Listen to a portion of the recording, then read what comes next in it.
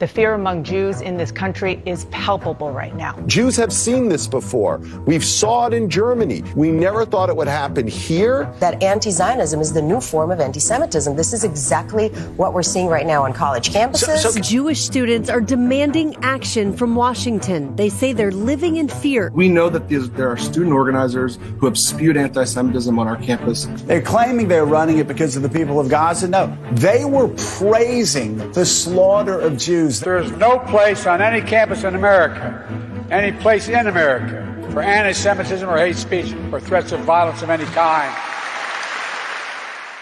Let's have a conversation about anti-Semitism.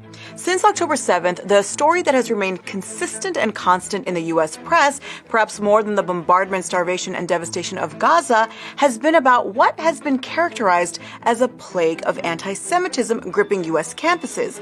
And this story about anti-Semitism on campuses has only strengthened in recent months as thousands of students across the country, many of them Jewish, have been protesting their university's financial investments in companies and programs that uphold Israeli occupation, apartheid, and the ongoing U.S.-sponsored genocide of Palestinians.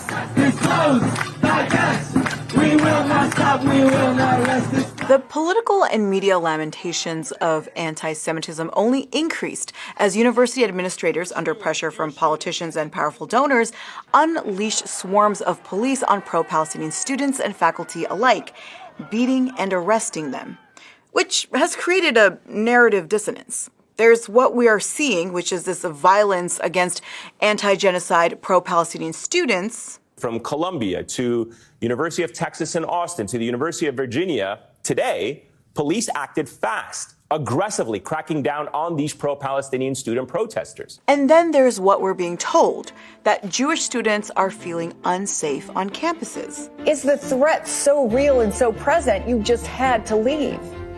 Yes, absolutely. So is anti-Semitism rampant across American campuses?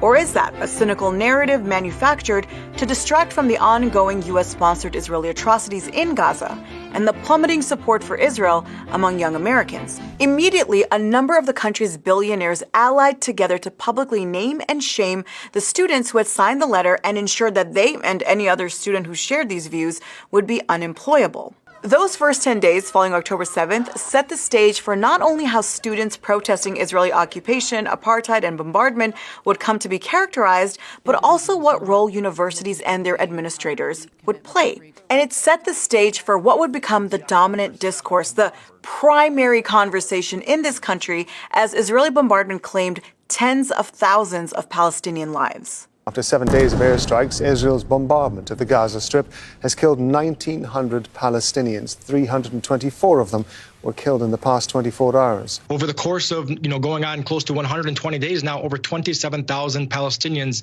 have been killed. We've seen massacre after massacre after massacre that has killed over 15,000 Palestinian children.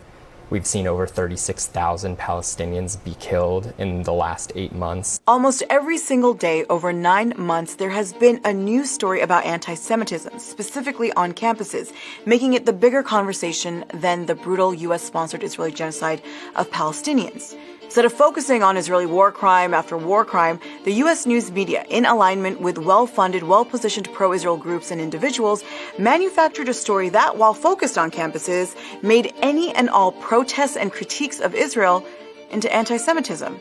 And it was a manufacturing that was also assisted by this country's entire political establishment.